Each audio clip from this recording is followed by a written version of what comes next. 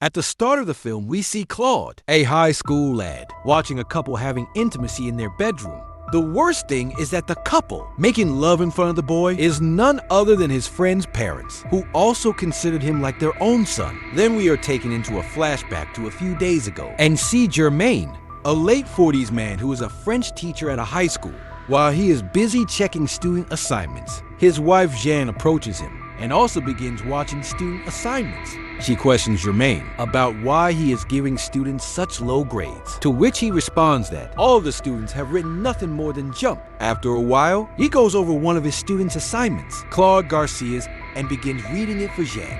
In his assignment, he stated that he teaches math to a student named Rafa Arpo at his home. There he noticed his mother, Esther R.O., a lovely middle-aged woman, and fell madly in love with her at first sight. He gave Rafa an arithmetic problem to solve before heading downstairs to spy on his mother. She was reading a magazine there, and he couldn't take his eyes off her. After snooping on Esther for a while, he goes to Rafa's room and tells him that his math is too weak and that he has to teach him regularly, which Rafa agrees to after reading all of this. Germain tells his wife that his writing abilities are exceptional and that he has the potential to become a well-known author in the coming years. The following morning after class, Germain confronts Claude and admires his writing skills, but warns the young man that he will be seriously troubled if Rafa learns what he thinks of his mother. Claude responds that he wrote it for him, not for Rafa, for his mother, and that he will not tell Rafa about his thoughts. He then hands him the next section of his assignment and exits the classroom. Germain brings Claude's assignment to his house and tells Jeanne everything he discussed with Claude. Then he begins reading his assignment. According to the assignment, this time when he went to Rafa's house, he noticed his mother was quite happy that Rafa was now getting better in math because of him. After admiring his teaching abilities, she resumed her house chores, while Claude watched her with dirty eyes, having erotic thoughts about her in his mind. Zhang finds it disturbing how a teenage boy could think such vulgar things about a woman who is his mother's age. Germain disagrees, claiming that all boys his age are naturally attracted to women.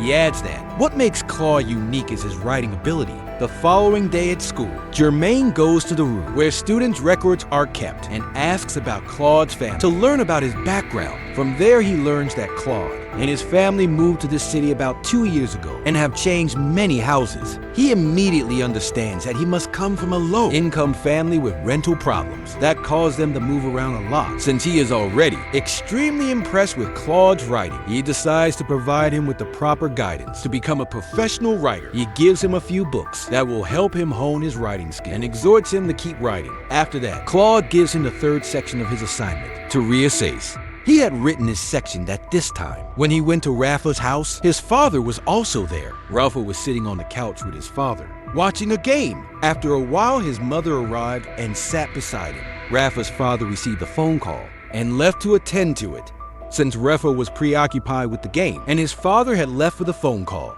Kalu began having fun, peeking at her from such a close distance, and nobody was there to stop him. He went on to say that if his father and mother stayed apart like this, he could easily intimidate his mother. After reading this assignment, Zhang too admires Claude's writing abilities. The following morning, Claude gives Germain the next section to read. Germain brings it home and sits down with his wife to read it. In it, he wrote that this time he gave Rafa a tricky mathematical equation and went downstairs to see what his mother was doing. There he noticed his mother and father arguing about something. Claude began to hear them quietly from a distance. After a lengthy argument, his mother left for her room, but she noticed Claude standing nearby, peering in. She asked him why he was standing there, to which he replied that he was just examining the painting on the back wall.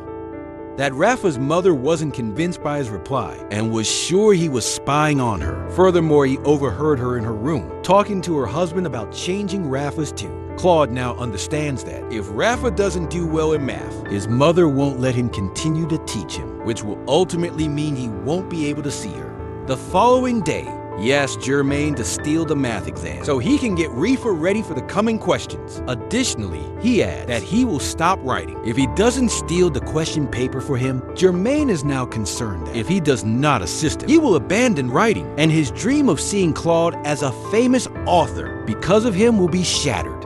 So he decides to assist him and steals the math paper. He gives Claude the exam question paper, and using it, he helps Rafa get ready for the test. As a result, Rafa achieves good grades in mathematics, securing Claude's position as a tutor. At his home, his parents appreciate Claude because he has helped their son improve in math. Rafa's mother caresses Claude on the cheek, which he interprets as a positive sign in his mission of intimidating her.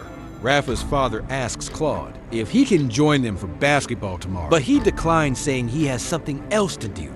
The following morning, when Claude learns that Rafa and his father left for basketball, he knocks on his door. His mother opens the door and asks him why he is here, to which he responds that he forgot his book there. His mother invites him in and starts looking for his book while he stands close to her and continues to stare at her with arousing thoughts. After some searching, she informs him that his book is not present. Actually, he hadn't left any books there. He had simply come to quench his thirst for watching Rafa's mother daily. Then, after noticing her earrings, he informs her that his mother had the same earring too, but she had died months ago. He adds that he always misses her, to which she consoles him and tells him that he can consider her his mother. She then serves him a drink, and they both start talking more. Claude had written all this in his assignment, which he handed to Germain.